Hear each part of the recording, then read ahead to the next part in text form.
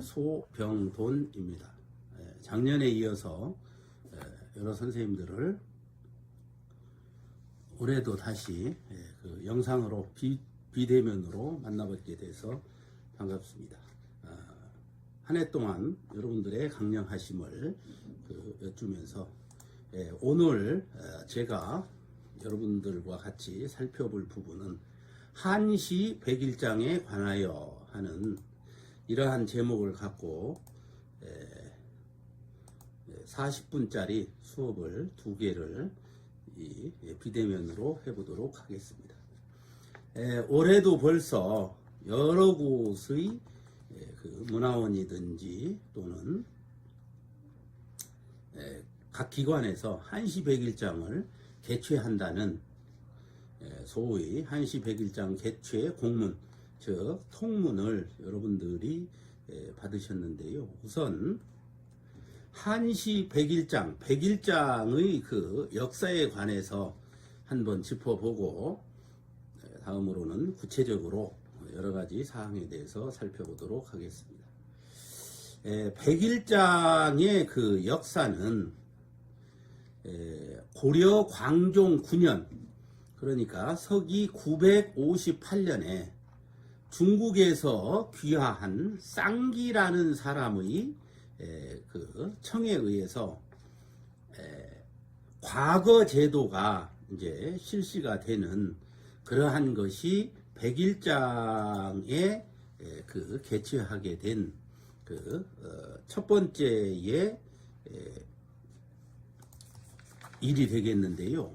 이 고려 광종 9년인 958년부터 과거 제도가 시행이 되기 시작을 해서 조선시대 고종 31년인 1894년까지 이 과거 제도는 실시가 되게 되고 1895년에 갑오경장이 일어남으로 해서 이 과거 제도가 이제 폐지가 되고 그 다음에 인재, 나라에 필요한 인재를 선발하는 방식을 소위 근대 교육 방식에 의해서 인재를 선발하게 되겠습니다.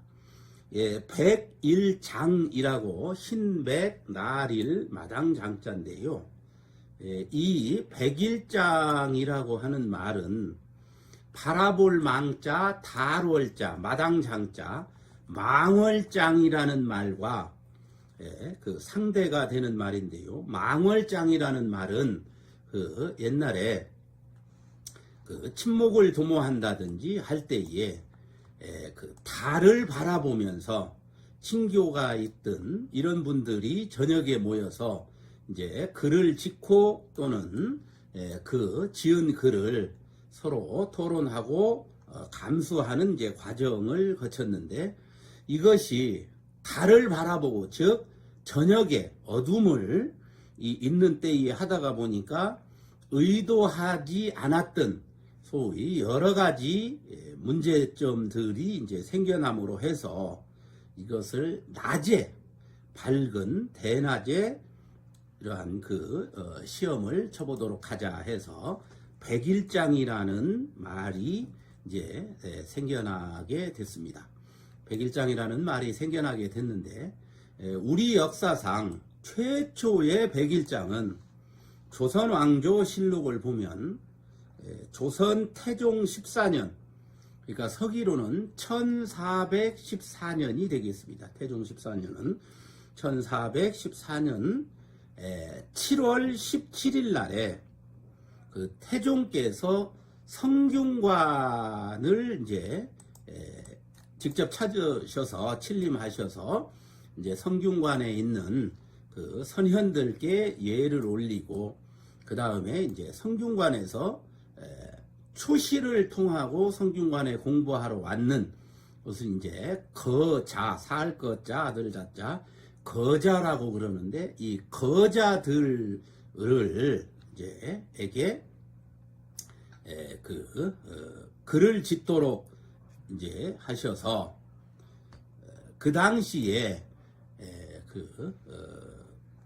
시험을 성균관에서 시험을 준비하고 있던 540여 명의 그러니까 1차 시험을 합격하고 성균관에 와서 공부하던 거자들이 응시를 했다고 그럽니다.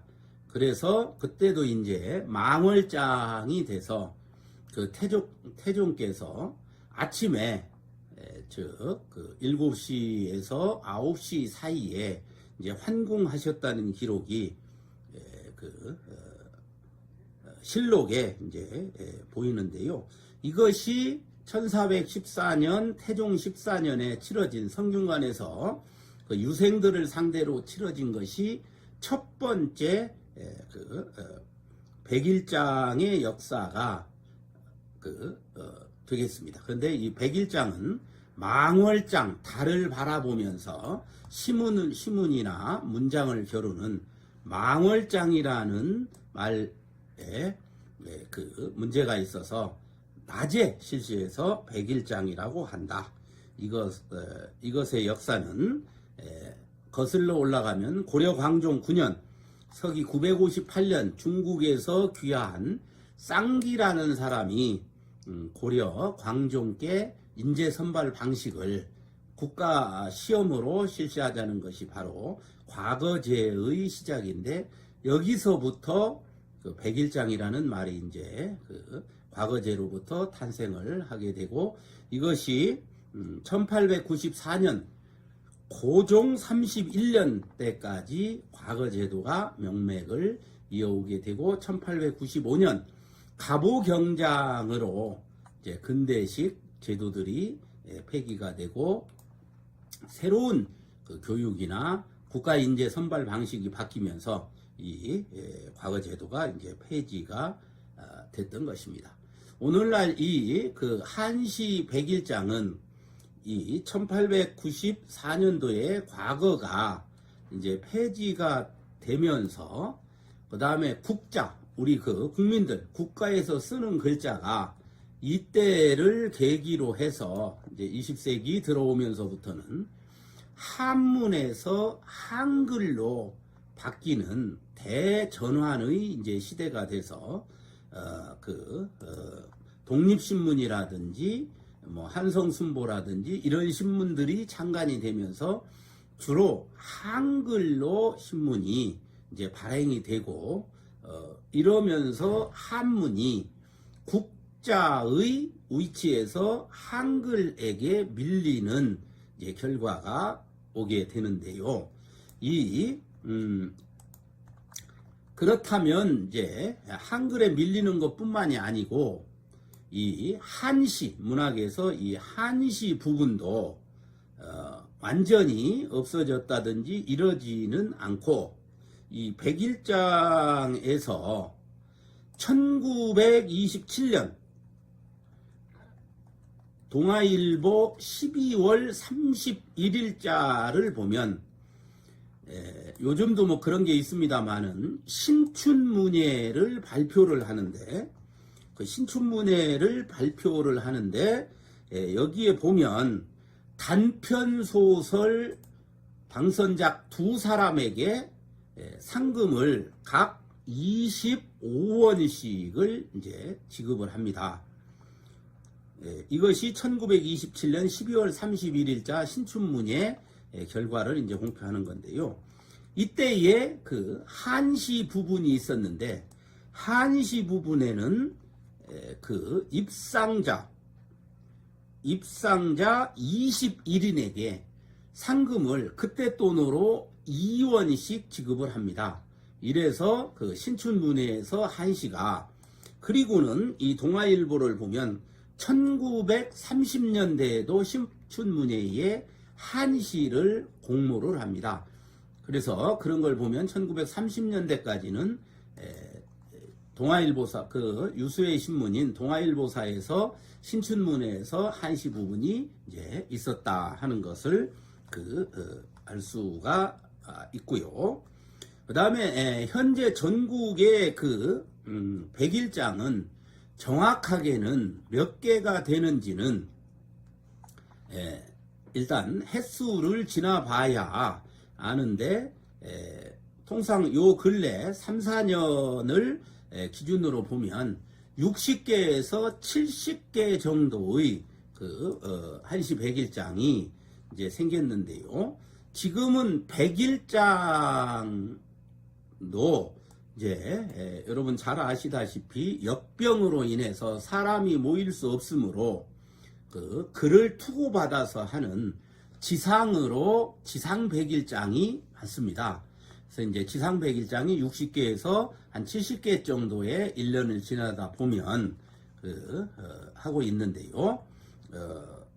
그러면은 이렇게 60개에서 70개가 되는 연중에 백일장이 있는데 상반기 즉 봄 백일장은 제가 3, 4년을 통계를 내보니까 한 15개에서 20개 정도의 백일장이 상반기에 봄 백일장에 있고 나머지 40개에서 50개 정도의 백일장은 가을 즉 주로 9월이나 10월 또는 11월 달까지 남녘의 아랫지방에서는 11월 달까지도 이제 백일장이 있어서 60개와 70개 정도의 백일장을 이제 시행을 하고 있습니다.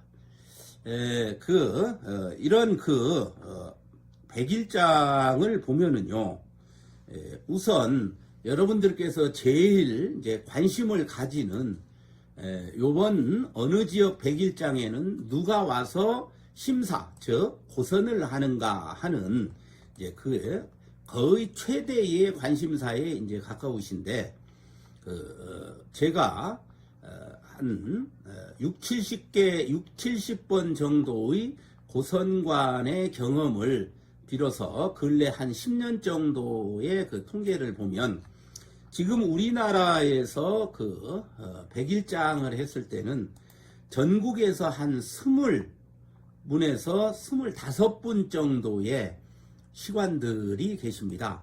그래서 이러한 시관들이 이제 각 지역을 대표한다든지 또는 연령층을 대표한다든지 해서 이제 모여서 백일장의 이제 글들을 보는데요. 통상 백일장에 고선을 할 때에는 최소 3명에서 많으면 7명 이상의 시관들이 모여서 응모자의 글을 이제 살펴서 고선을 하게 되는데 2021년 제주 영주음사 백일장에는 645수가 전국에서 모이는 그런 제가 다니면서 본 중에서는 최고의 최고로 많은 시들이 모인 이제 그런 백일장이 있었고 또는 대개는 보면 300편에서 400편 정도의 이제 시들이 모여서 최소 3명에서 많게는 7명, 9명까지도 이 글을 이제 같이 보는데 이 백일장의 고선을 하는 방식은 뭐 각 대회마다 조금 다르기는 합니다만은 대개는 1차와 2차로 나누어서 1차에서는 여러분 선생님들의 시고를 보고 첩자라든지 또는 염이 안 맞는 위렴이라든지 이런 것은 1차에서 가려서 빼놓고 그 다음에는 1차에서 올라온 2차에 올라온 글을 보고 고선관 3명이든 5명이든이 모여서 합의하에 당락과 등수를 결정을 하고 있습니다. 백일장이 끝나면 저도 여러 번 그런 경우가 있습니다만은 어느 지역의 백일장을 다녀오면 거의 꼭 전화를 이제 항의성 전화를 이제 받는 경우가 있습니다. 왜 내 글이 떨어졌는가 하는 물론 이제 개인적으로 섭섭함이라든지 아쉬움이라든지 이제 그런 부분이 있기 때문에 이제 그런 항의성 전화를 이제 해주시는데 이 전화 자체가 그래서 이 전화를 해오시는 선생님들한테 왜 그 글이 안 됐다. 근데 예를 들어서 300편, 400편이 왔는데 그 글을 이제 고선을 하고 와서 전부 다 기억을 못 합니다.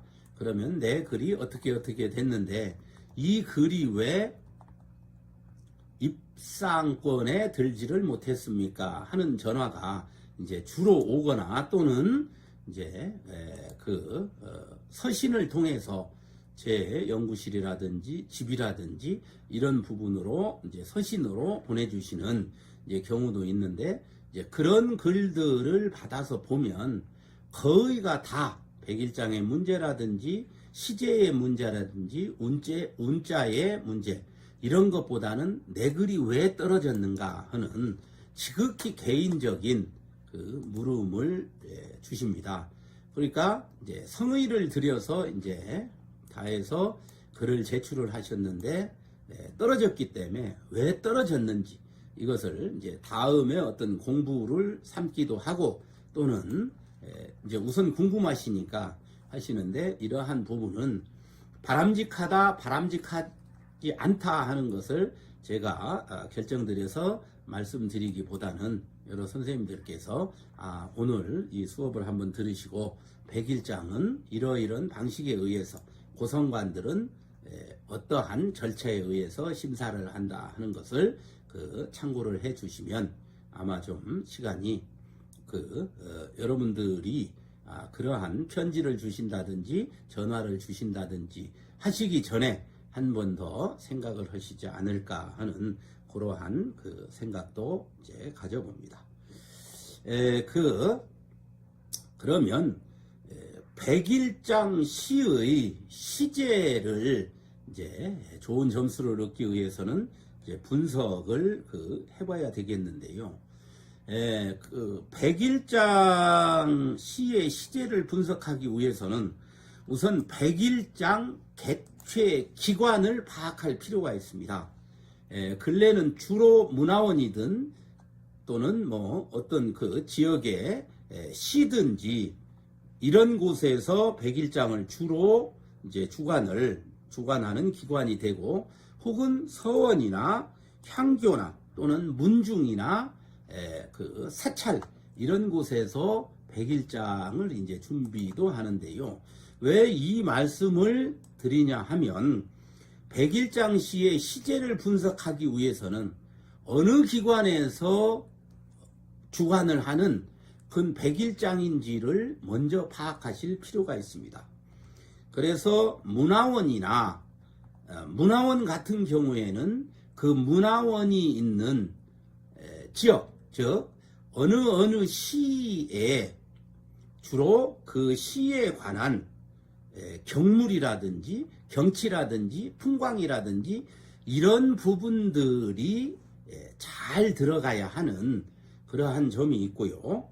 그 다음에 어떤 문중의 어떤 어른의 위대한 업적이라든지 큰 공로를 기리고 찬하기 위해서 하는 백일장에서는 우선 문중에 대해서 그러니까 좀 이런 경우에는 보학에 대한 그런 지식도 좀 필요하리라고 봅니다.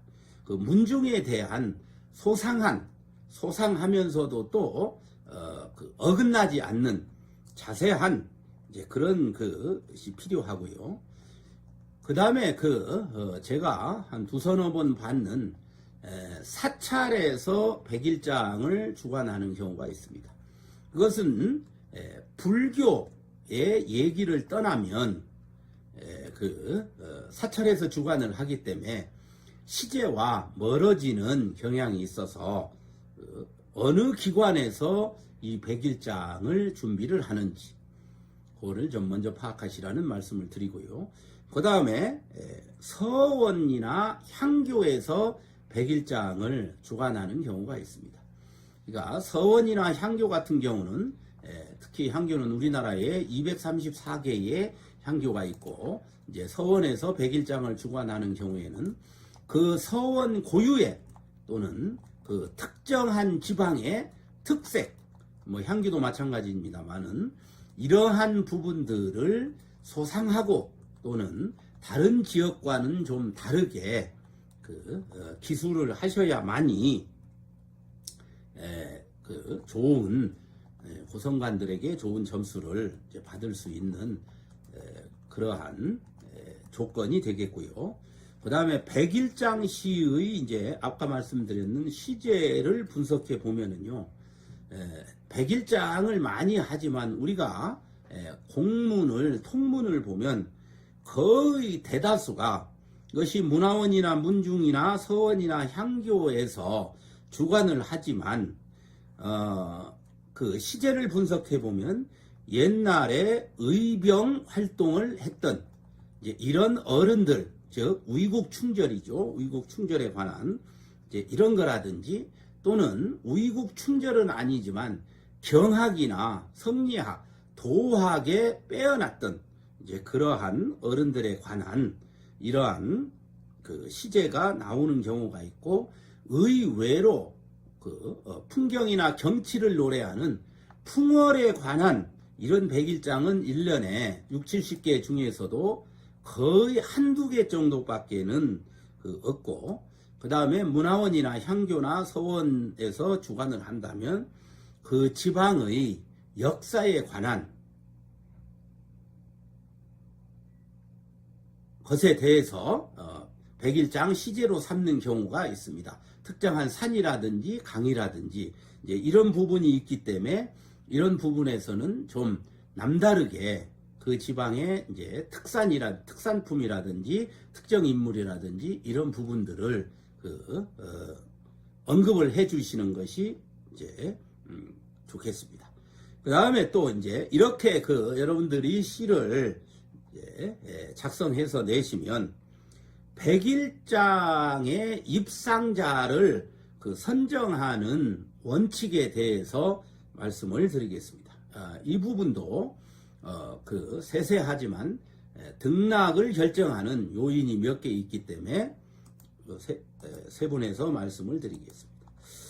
우선 요즘 백일장은 5원이든 7원이든 거의 율시로 8줄의 시로 입상자를 이제 결정을 하는데요.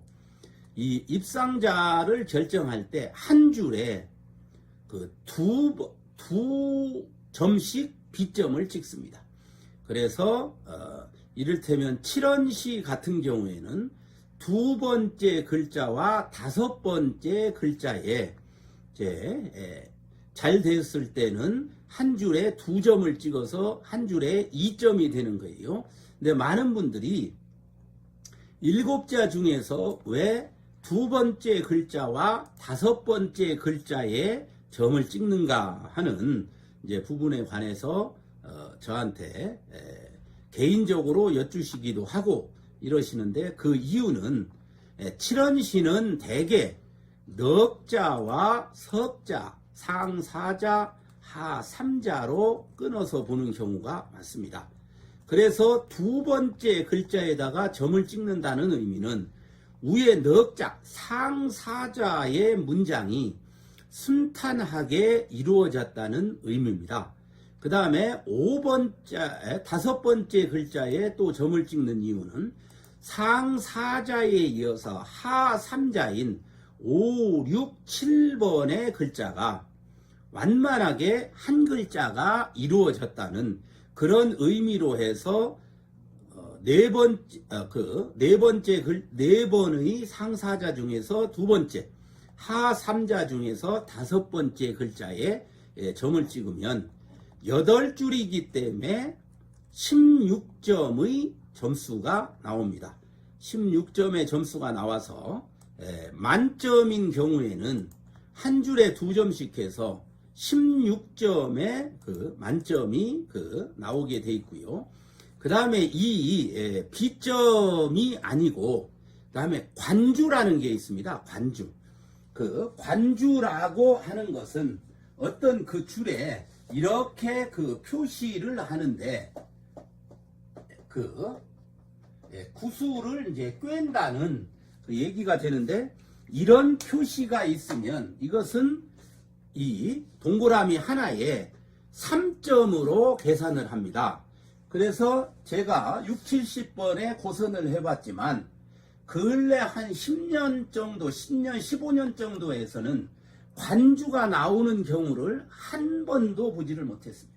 그래서 이 백일장은 한 줄에 2점씩, 즉 16점이 만점인 것으로 그렇게 점수가 이제 매겨지는데요. 그러면 나중에 이제 고선을 다 해놓고 보면은 10점 이상으로 분류를 해서 10점 이상으로 분류를 해서 이제 제일 고점자가 몇 점인가? 고점자 다음에 고득점자는 이제 14점이겠죠. 14점짜리는 몇 명인가? 12점짜리는 몇 명인가? 10점짜리는 몇 명인가를 계산을 해서 제일 고득점자가 장원이 되고 그 다음에 14점 군위에서 차상이나 이제 차하가 나오게 됩니다. 그 다음에 이제 10점대에서 소위 이제 참방이 나오게 되는데요. 10점대에 가면 대개 10분에서 20분 그 이상 분들이 이제 점수를 이제 다투게 되는데, 그러면 접수번호 10번도 10점이고 그 다음에 접수번호 120번도 10점이면 참방이 10명이라고 그러면 접수번호가 빠른 분부터 입상권에 들어가게 됩니다. 그 다음에 또 간혹 8점짜리에서 이제 그 밑에 있는 우수라든가 장려를 뽑을 경우에도 또한 접수번호가 빠를수록 상당히 유리한 고지에 간다는 것을 말씀을 드립니다. 이것은 왜 그런가 하면 같은 시제를 같은 때에 받아서 빨리 제출을 했기 때문에 빨리 제출을 한 사람은 늦게 제출을 한 사람보다 시간적인 여유가 짧았다라고 보기 때문에 빨리 제출한 분한테 기득권을 일종의 이제 드리는 거예요. 그래서 여러분들도 백일장의 통문을 받으시면 아마도 빨리 제출을 해 주시는 것이 가장 동점이라 하더라도, 동점인 상황에 왔다 하더라도 먼저 입상권에 들 수 있는 그러한 방법 중에 하나가 된다. 그래서 백일장 입상자 선정의 원칙에 관해서 말씀을 드렸습니다.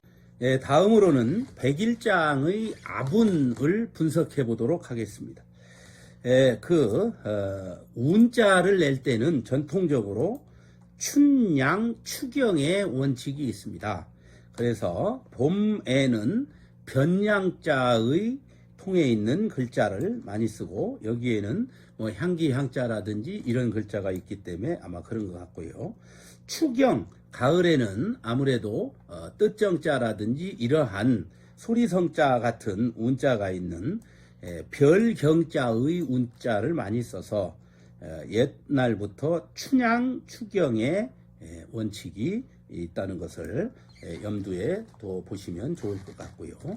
그 다음에 아분을 이제 1행, 2행, 그 다음에 4행, 6행, 8행 5자의 운자가 나오는데, 이 운자들을 배치하는 전통적인 방법이 있습니다. 오늘은 전통적인 방법이 뭐냐면, 첫 번째 1행에는 운자를 주어도 되고 안 주어도 되는데, 근래의 백일장을 보면 거의 1행에도 운자를 주고 있습니다. 근데 1행에서는 운자를 쓸 때에 보면 거의 지정명사를 많이 써서 그 지역과 특정한 이러한 지역이든 풍광이든 경무를 쓰도록 하기 위해서 명사를 주고, 근데 명사인데 지정명사를 주는 경우가 많고요. 2행에는 일반 명사를 주는 경우가 많습니다. 이 행에는. 그리고 이제 사행에는 동사로 전환될 수 있는 형용사를 사행에 운자로 주고, 그 다음에 육행에 가면 역시 동사로 전환될 수 있는 형용사를 운자로 육행에 주는 경우가 많습니다. 그 다음에 이제 팔행에 가면 팔행에는 마무리를 해야 돼서 동사자로 해서 읊는다든지 전한다든지 거둔다든지 논다든지 하는 동사의 글자를 주는 경우가 있어서 1행에는 주로 지정명사, 2행에는 명사, 4행에는 동사로 바꿔 쓸 수 있는 형용사, 6행에는 일반 형용사, 그 다음에 8행에는 동사를 운자로 주는 경우가 많다. 이것이 꼭 이대로 해야 된다는 것은 아니지만 백일장에서 어떠한 시제를 갖고 글을 만들 때에는 이렇게 명사, 동사로 전환될 수 있는 형용사, 또 일반 형용사, 그 다음에 마지막 줄에 동사가 가야 글을 만들기가 쉽고 그 다음에 또 좋은 글을 엮어낼 수가 있기 때문에 춘향, 추경의 원칙과 명사, 형용사, 그 다음에 동사, 이렇게, 물론 이것은 근래에 우리 문법이 발달하면서 글자들을 이렇게 이제 나누는 것이기는 합니다만은, 근래에 문법에 의해서 운자를 분류하기는 했지만, 옛날에 조선시대라든지 고려시대에 지어진 시들을 분석을 해보면, 율시의 경우에는 5개의 운자를 분석해보면 1, 2행에는 명사가 가고, 그 다음에 4, 6행에는 형용사가 가고, 8행에는 마무리 결론을 내는 8행에는 동사가 배치된 것이 문집총관이라든지 선조들의 글을 보면 많이 이런 경우를 볼 수가 있기 때문에 아분을 한번 분석을 해봤습니다. 이 아분을 이렇게 분석을 해보면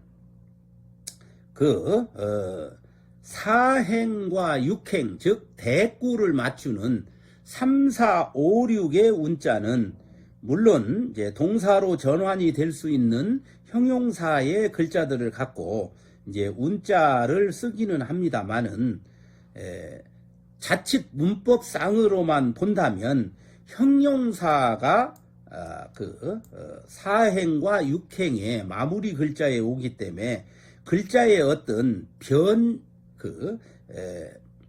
글귀의 변환을 기약할 수 있는 경우가 아무래도 육행에도 형용사가 오면 덜 하지 않은가, 이렇게 말씀을 하시는 분들이 계신데요. 요것은 7행에서 소위 이칠의동이라고 하는 말씀을 많이 쓰는데요. 2행과 7행의 시의가 크게 벗어나지 않아야 글이 1, 2, 3, 4, 5, 6, 7, 8행으로 가면서 시제를 벗어나지 않고, 즉 엉뚱한 방향으로 가지 않는다. 이러려면 첫 번째 요소가 2행과 7행의 시의, 즉 시의 뜻이 유사해야 된다 하는 이칠의동이라는 이제 그러한 옛날로부터 전해지는 그러한 이제 시법이 있기 때문에 7번째 줄에서 2번째 줄 2행을 받아서 보충을 하고 또는 보완을 하기 때문에 8번째 줄에서 이제 마무리가 되는 것이 크게 8째 줄을 엮어감에 어긋나지 않기 때문에 첫 번째 줄에 명사, 지정명사, 2번째 줄에도 명사가 오고 4번째 줄에 동사로 전환될 수 있는 형용사, 그 다음에 6번째 줄에 일반 형용사, 그 다음에 8번째 마무리 결론 줄에는 동사가 오는 것이 시제에 의해서 8줄을 글을 엮어 나갈 때에 완만하고 좋다. 이래서 백일장에 이제 아분을 이제 분석을 해봤고요. 그 다음에 이제 백일장의 금기시되는 그 시법에 대해서 잠깐 말씀을 드리면, 금기시되는 이제 시법은 우선 첩자가 있겠고요.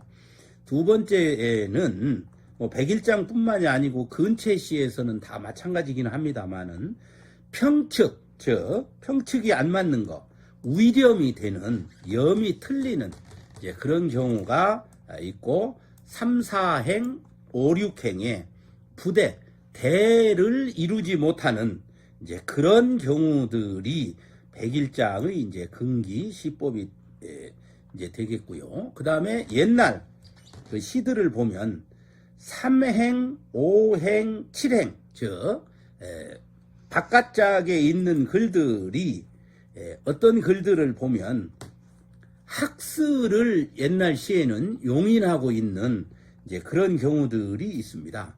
그래서 3행, 5행, 7행의 학스의 용인 문제, 학스를 봐줄 것인지 아니면 인정하지 않을 것인지 하는 이런 문제들이 있는데, 이것이 근체시 이전에 또 백일장 이전에 개인의 문집이나 또는 풍월시에서는 이런 것들이 지금도 그 용인이 된 시들을 많이 볼 수가 있지만, 근래의 근체시법에 의한 백일장에서는 용인이 안 됩니다. 그러니까 여러분들도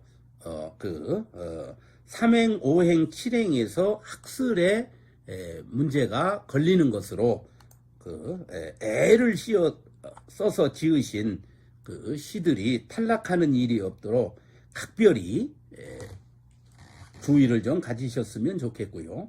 그 다음에 하나는 학설과 봉요의 문제가 되겠습니다.